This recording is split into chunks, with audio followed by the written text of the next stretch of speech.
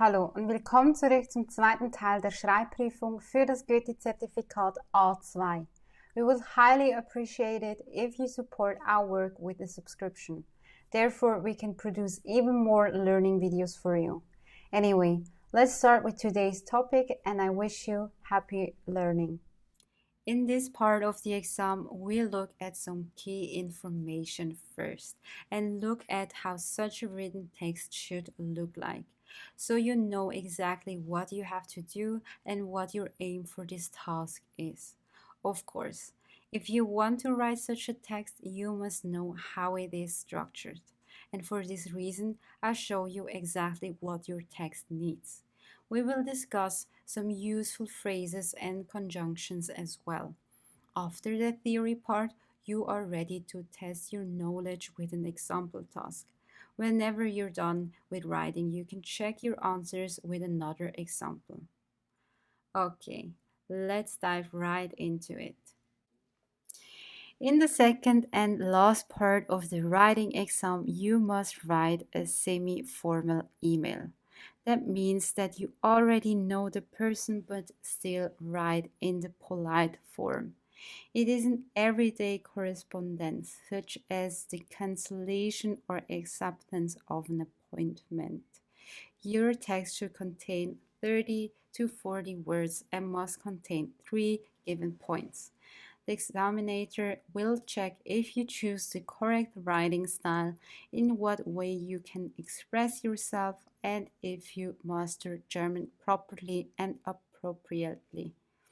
The writing process should take more or less 20 minutes. Okay, now let's look at the following example. Sehr geehrter Herr Müller, vielen Dank für die Einladung. Ich nehme sehr gerne an Ihrer Geburtstagsfeier teil. Wäre es in Ordnung, wenn ich meinen Freund mitbringe? Geben Sie mir doch Bescheid, ob das in Ordnung ist. Liebe Grüße, Anja Becker. The text isn't long and only has 3 full sentences. I'm going to show you now how you can write also such a text. An email always starts with the Anrede, in English, the form of an address.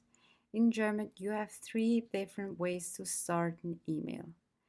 Sehr geehrte Frau Müller, sehr geehrter Herr Müller, liebe Frau Müller, lieber Herr Müller, guten Tag Frau Müller, guten Tag Herr Müller.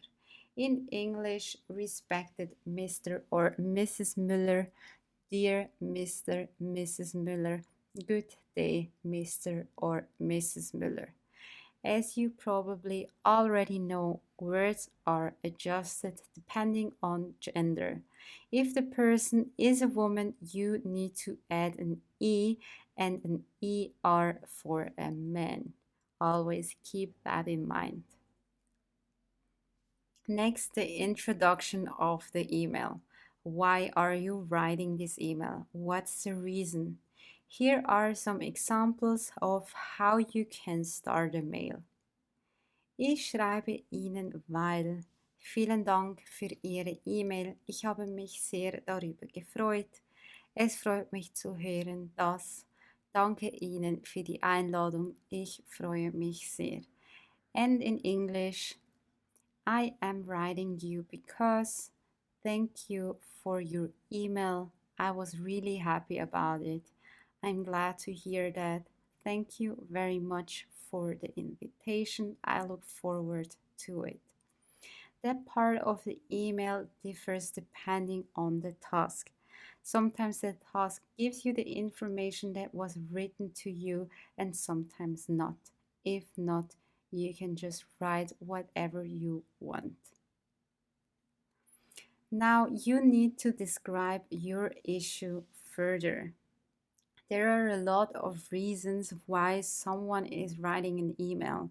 For you, those 4 reasons are the most important because it's very likely that the task is about one of those.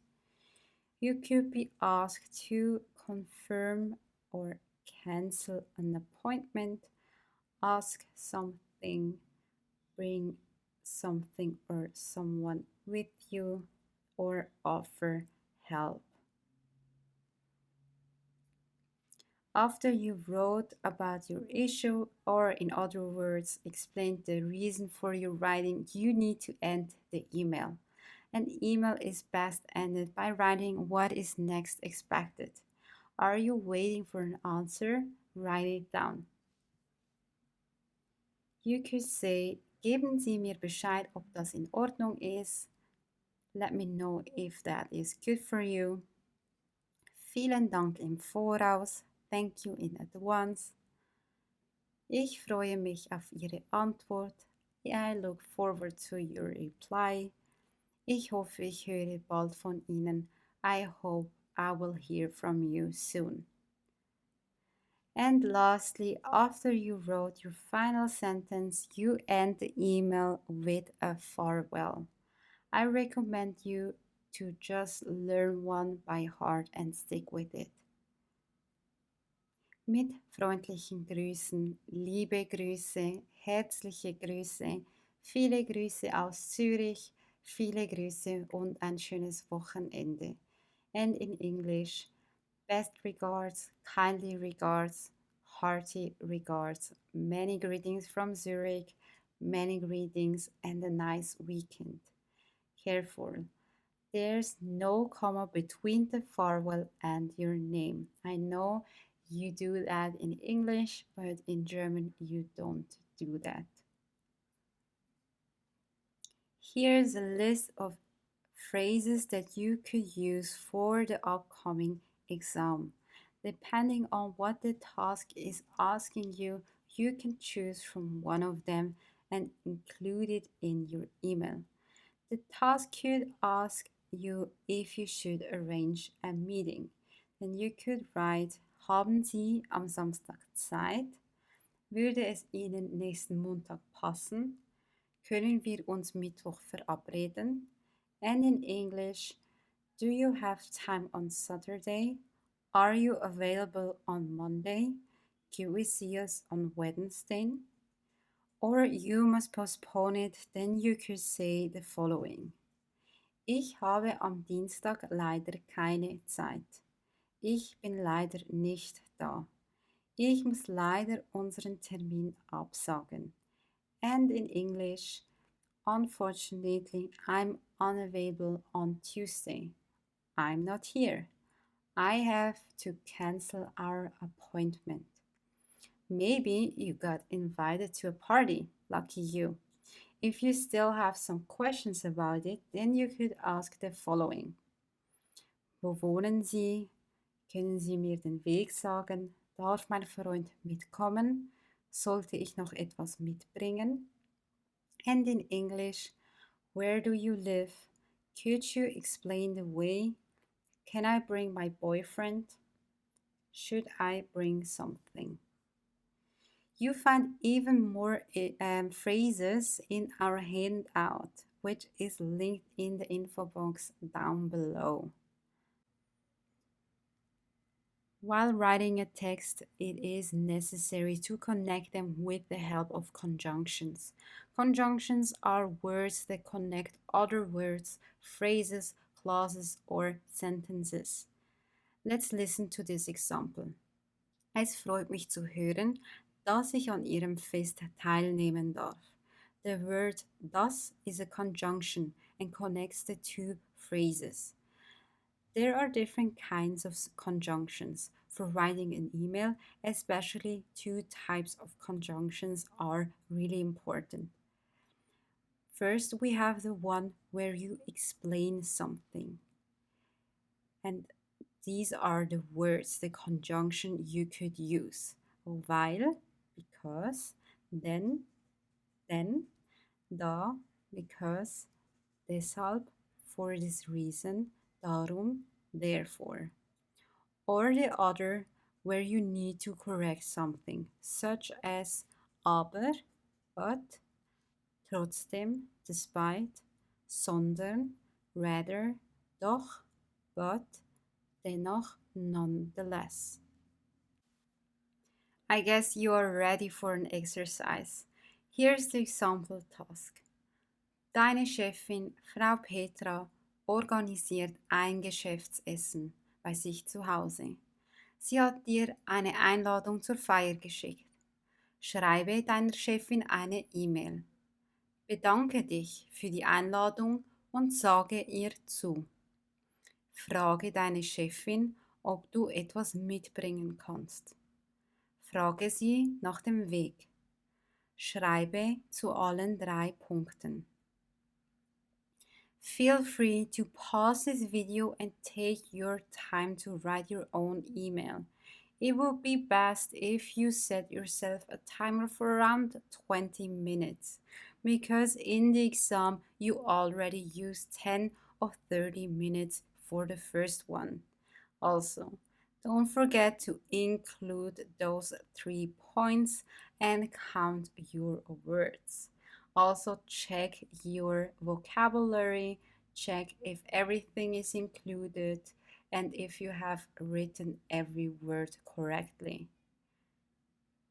Whenever you're ready, I'm going to show you my email.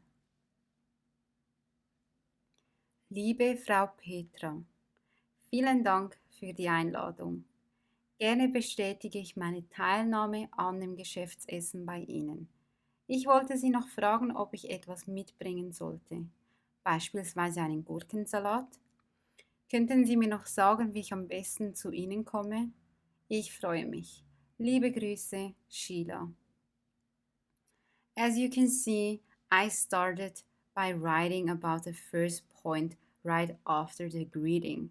I simply said thank you for the invitation and already have 1 point for sure. Then I continue with ich wollte Sie noch fragen and invented a question. I came up with asking her if I could bring a cucumber salad to the business lunch. You can almost ask whatever you want. The only aspect you must keep in mind is that it fits what the task is asking. So it would be wrong if I had asked her to bring my boyfriend with me, because the task is clearly not asking for a person. Otherwise, the task would be, frage deine Chefin, ob du jemanden mitbringen kannst. Sometimes the tiny details matter the most. After I asked her about the cucumber salad, I just added the other question that includes the third point. I asked her about the way. I added a final sentence that I am looking forward to it. And last but not least, there's the farewell and my name. Do not overthink too much. Take the 3 points as an orientation about what you should write. Simply answering 1 point after another in your email. It's very simple if you just follow that structure. I'm very interested to read your email. Feel free to comment down below, and for more similar topics, don't forget to subscribe to our channel. By the way, I've created a handout for this video. You find all the information there as well and an additional task. Thank you so much for watching. Bye.